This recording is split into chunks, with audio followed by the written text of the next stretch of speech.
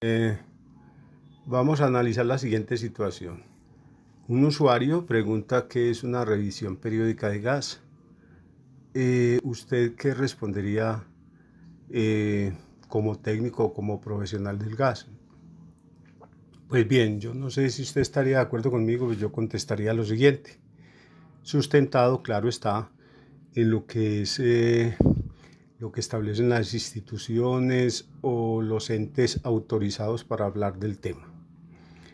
Eh, yo diría que es una labor realizada por un inspector eh, que pertenece a un organismo de inspección acreditado eh, y que lo que hace es verificar la instalación de gas de la casa del usuario y lo hace cada cierto periodo de tiempo, por eso se llama revisión periódica, eh, y lo que hace es aplicar las normas técnicas eh, referentes pues a las instalaciones y el reglamento técnico establecido para ello.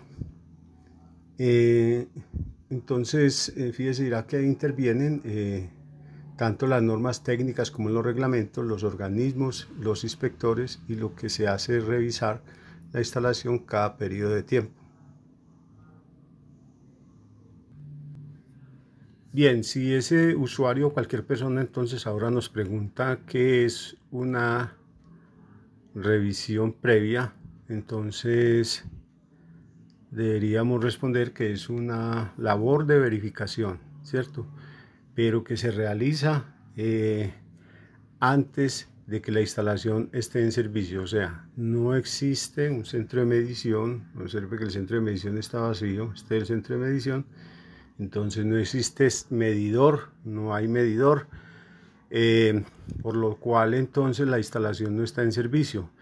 Y cuando se hace ese tipo de revisión, entonces es una revisión previa. Eh, Hay que aclarar aquí que el instalador, pues dependiendo de las políticas de la empresa distribuidora y en fin, el instalador puede ser un personaje que es diferente a la persona que habilita el servicio. Repito que esto cambia de región a región. Por ejemplo, en muchos casos las instalaciones, desde colocar el gabinete,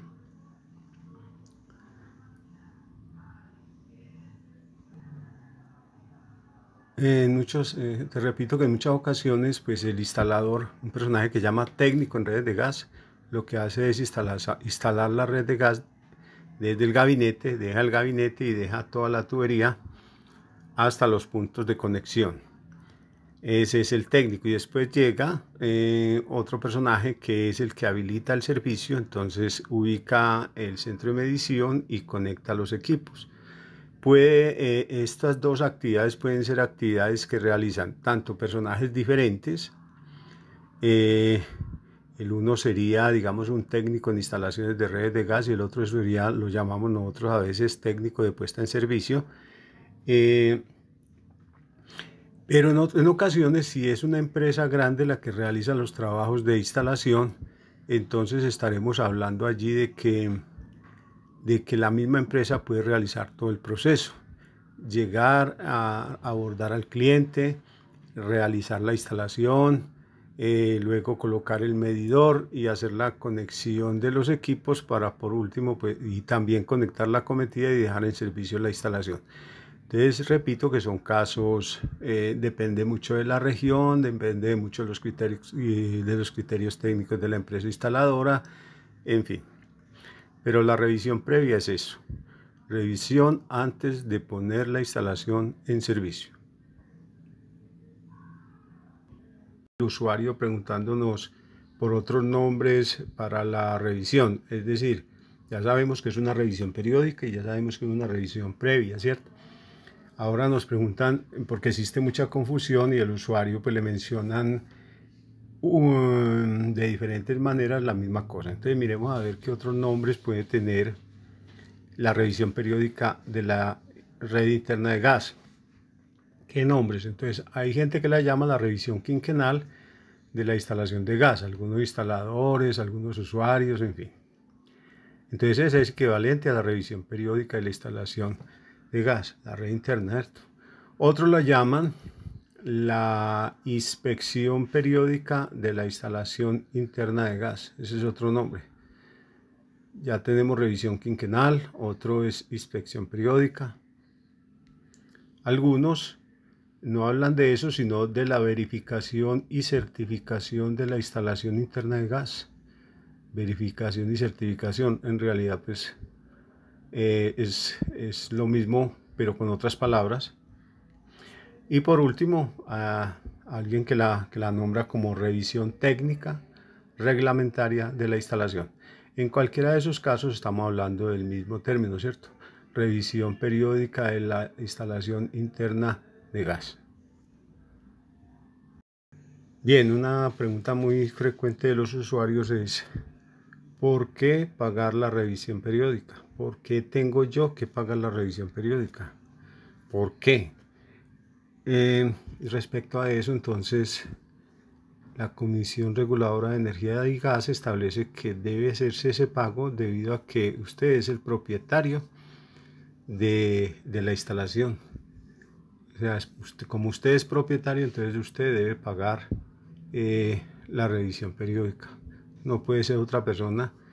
Eso es lo que se establece. La pregunta de los usuarios es: ¿por qué tiene que ser revisiones periódicas? ¿Por qué no basta con una sola revisión y listo? Ya vimos que hay revisiones previas y periódicas, ¿cierto? ¿Por qué hay que repetirla? Entonces la respuesta es sencilla. Bueno, la instalación se empezó a utilizar y ese uso continuo de la instalación hace que se genere en la instalación un deterioro, o sea, se va tornando defectuosa. La manipulación de las válvulas, los movimientos que se generan por el paso vehicular en las carreteras que generan vibraciones en las mismas viviendas todo el tiempo, los golpes que posiblemente le hayan dado la instalación, en fin, una serie de factores hacen que las instalaciones se deterioren, y a medida que se deterioran, entonces se van volviendo defectuosas y generan riesgo. Entonces es por eso que las instalaciones deben someterse a revisiones, y esas revisiones deben ser periódicas. Es decir, no es lo mismo una instalación nueva que una instalación que tenga 4 o 5 años de uso. ¿Cuáles son los riesgos y accidentes que se pueden presentar precisamente por el deterioro de las instalaciones con el uso? Bueno, entonces tendríamos que hablar de fugas. Decíamos ahora entonces que a medida que hay un paso continuo de vehículos en la avenida o en las calles, en la parte exterior de las viviendas, generan vibraciones. Esas vibraciones pueden generar fugas. Los golpes o el mal uso de la instalación de parte de un inquilino, de parte, no sé, niños jugando, en fin, puede generar fugas. Y esas fugas, si no tienen una apropiada ventilación, si se acumulan, entonces pueden generar incendios, por ejemplo. O sea, la fuga de gas, el gas acumulado, más el oxígeno del aire, el oxígeno que está en el aire, más el gas, más una chispa, me va a generar un incendio que se puede propagar de manera rápida y se puede llegar a quedar sin control. Entonces eso hace que es mejor evitar todo este tipo de cosas. Por último, pues observamos allí al pequeño inhalando monóxido de carbono, lo cual le puede ocasionar la muerte, y esto se da cuando también los equipos por su uso